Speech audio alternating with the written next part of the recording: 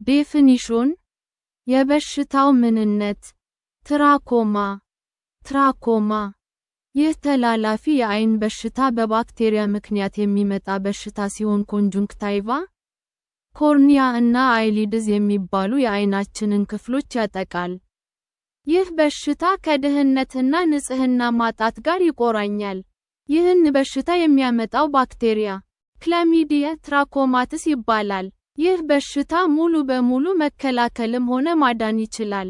በዓለም ላይ በኢንፌክሽን ምክንያት ከሚከሰቱ አይነ ስውርነትን ከሚያመጡ በሽታዎች በአንደኛ ደረጃነት ይቀመጣል። ሂስትሪ የበሽታው አመጣጥ ታሪክ በሽታው በ15ኛው ቢሲ በግብጽ ውስጥ እንደተከሰተ ታሪክ ያወሳል። በአውሮፓ በ1815 መጨናነቅ የበዛባቸው የጦር ካምፖችና ከተማዎች አካባቢ በስፋት ተሰራጭቶ ነበር። ከዚያ ከፍተኛ የጤና ጥበቃና ክትትል ስለተደረገበት አሁን በአውሮፓ ውስጥ በቁጥጥር ውሏል። ነገር ግን በአሁኑ ወቅት ባላደጉ አገሮች ውስጥ እስካሁን ትልቅ ስርጭት አለው። ኤፒዲሚዮሎጂ በሽታው ያለባቸው ሀገሮች በአሁኑ ወቅት በሽታው በአፍሪካ፣ እስያ፣ መካከለኛው ምስራቅ፣ ደቡብ አሜሪካ፣ ፓሲፊክ አይላንድስ እና የተወሰነው የአውስትራሊያ ክፍል ውስጥ ኤንዴሚክ ነው። የበሽታው አይነቶች የሚከተሉት ናቸው።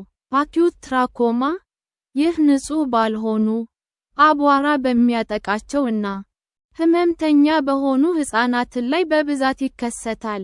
የበሽታው ምልክቶች አይን ላይ የህመም ስሜት፣ ያበጡ ሽፋሽፍቶች፣ የአይን ፍሳሽ መብዛት፣ የአይን ማሳከክ፣ የጆሮ እና ጉሮሮ ኢንፌክሽን።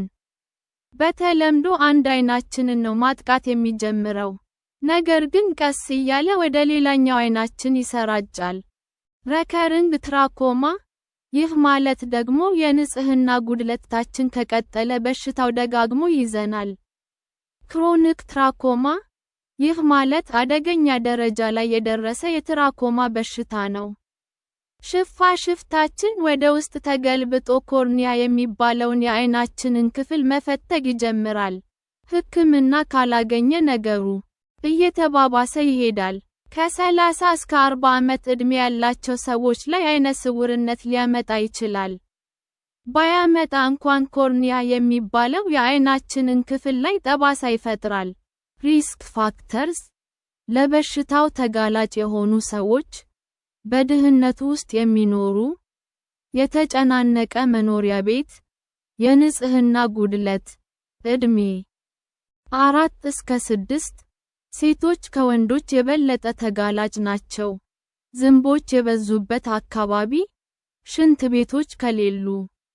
ኮዘዝ የበሽታው መነሻ ምክንያት በሽታው ክላሚዲያ ትራኮማቲስ በሚባሉ የባክቴሪያ ዝርያዎች ይከሰታል። የእነዚህ ዝርያዎች ክላሚዲያ የሚባልን በሰው ላይ በጾታዊ ግንኙነት የሚተላለፍ በሽታንም ያስከትላሉ። በሽታው በአይንና አፍንጫ ፍሳሽ ከሰው ወደ ሰው ሊተላለፍ ይችላል። በተጨማሪም በእጅ፣ ልብስ፣ ነፍሳትና ዝንብ ንክኪ አማካኝነት ሊተላለፍ ይችላል። ሲምፕቶምስ የበሽታው ምልክቶች አይን እና ሽፋሽፍትን ማሳከክ፣ የአይናር መብዛት፣ ብዥታ፣ በብርሃን መረበሽ፣ የአይን ህመም። ስሜት በሽታው በብዛት የሚያጠቃው ህፃናትን ነው። ነገር ግን የበሽታው ከባድ ምልክቶች የሚታዩት በአዝጋሚ ሂደት ዕድሜያችን ሲገፋ ነው። በሽታው ሲጀምረን አይናችን የመቅላትና የማሳከክ ባህሪ ያሳያል። ከዚያም ኮርኒያ ላይ ጠባሳ እየፈጠረ በስተመጨረሻ ይህ ክፍል ብርሃንን ወደ ውስጠኛው የአይናችን ክፍል ማሳለፍ እንዳይችል ያደርገዋል። ይህን ጊዜ አይነ ስውር እንሆናለን።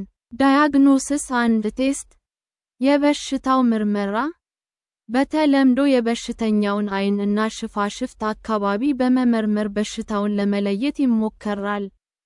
ከአይናችን ፈሳሽ ተወስዶ የባክቴሪያ ምርመራም ይደረጋል።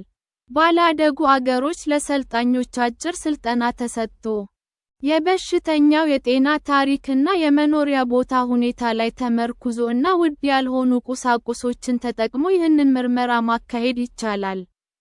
If equipment is available, the vision is measured and the eye is inspected with a slit lamp, biomicroscope, with which characteristic changes in the lids, tear film, conjunctiva, and cornea can more easily be seen.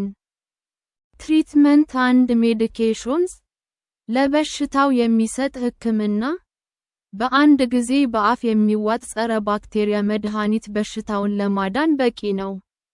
ከዚያም የንጹህ ውሃ አቅርቦትና የንጽህናና ጤና አጠባበቅ ትምህርት መስጠት አስፈላጊ ነው።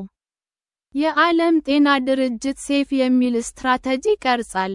ይህም ማለት ሰርጂካል ኬር፣ ቀዶ ጥገና ሕክምና፣ አንቲባዮቲክስ፣ ጸረ ባክቴሪያ መድኃኒቶች፣ ፌሻል ክሊነስ፣ የፊት ንጽህና፣ ኤንቫይሮንሜንታል ኢምፕሩቭመንት፣ የአካባቢ ንጽህና ጥበቃ፣ የበሽታውን ስርጭት ለማወቅ የተወሰኑ ሕፃናት ላይ ምርመራ ይካሄድና ከተመረመሩት ከ10% በላይ በሽታው ካለባቸው የአካባቢው ማህበረሰብ በሙሉ የጸረ ባክቴሪያ መድኃኒት እንዲወስድ ይደረጋል። በሽታው በቀላሉ የሚተላለፍ ስለሆነ በበሽታው ከተያዘ ሰው ጋር ግንኙነት ያላቸውንም ሰዎች ማከም ተገቢ ነው። በሽታውን ለማከም አንድ ጊዜ የሚዋጥ አዚትሮማይሲን ዚትሮማክስ የሚባል መድኃኒት ተመራጭ ነው። ወይንም 1% ቴትራሳይክሊን አክሮማይሲን የአይን ጠብታን መጠቀም ይቻላል። ፕሬቬንሽን በሽታው እንዳይዘን መከላከያ ዘዴ በሽታው ከያዘው ሰው ጋር ንክክ ያለ መፍጠር። የእጅና ፊትን ንጽህና በሳሙና በመታጠብ መጠበቅ። ፎጣዎችን በጋራ ለመጠቀም።